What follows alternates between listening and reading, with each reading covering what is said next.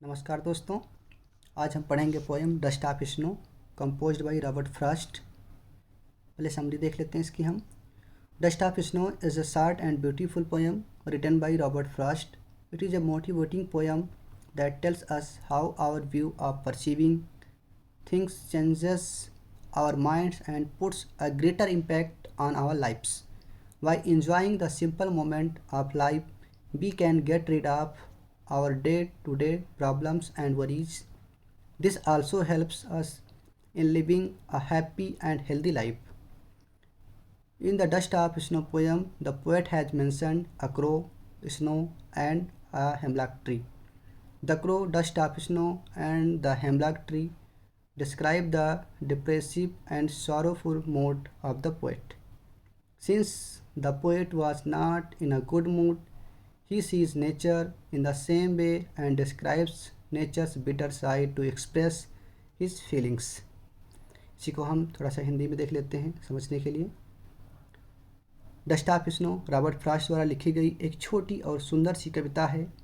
यह एक प्रेरक कविता है जो हमें यह बताती है कि जीवन को देखने का हमारा जो दृष्टिकोण होता है हमारे दिमाग को कैसे बदल देता है और हमारे जीवन पर कैसे प्रभाव डालता है।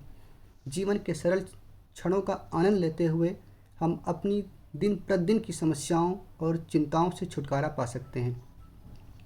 इससे हमें खुश और स्वस्थ जीवन जीने में भी मदद मिलती है। डस्ट ऑफ स्नो कविता में कवि ने एक कौवा, बर्फ़ और हेमलॉक ट्री या हेमलॉक पेड़ का उल्लेख किया है। ये तीनों चीज़ें कवि की दुखद मनोदशा को वर्णन करता है। जैसा कि पोयम में व्यक्त किया गया है कि कवि अच्छे मूड में नहीं था, वह प्रकृति को उसी तरह देखता है और अपनी भावनाओं को व्यक्त करने के लिए प्रकृति के कड़वे पक्ष का वर्णन करता है। तो हम पोयम को देखते हैं। लाइन देखते हैं।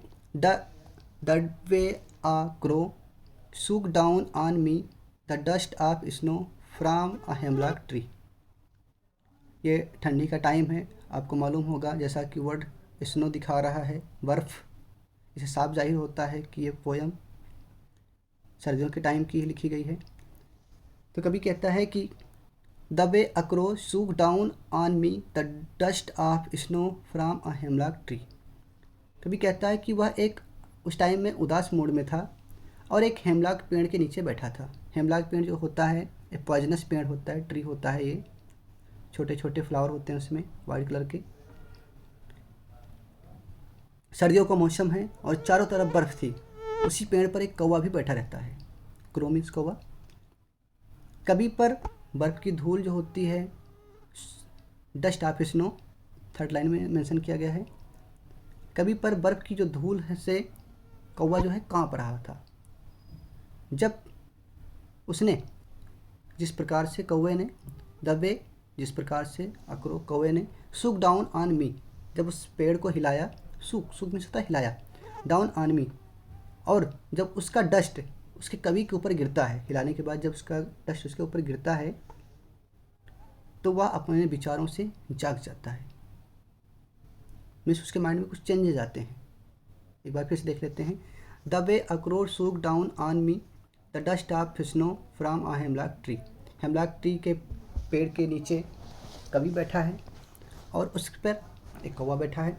जिस तरीके से जब वो कौवा पौधे को हिलाता है तो उसके जो धूल के कण होते हैं, मीन्स कि उसके डस्ट जो गिरती है, उसके जो कण गिरते हैं इसमें बर्फ़ के, तो उससे कवि का जो माइंड होता है वो चेंज हो जाता है। देखते हैं चेंजेस क्या आते हैं। Has given my heart a change of mood. वो तुरंत ही मेरे हृदय को परिवर्तित कर देता है। And saved some part of a day I had ruined.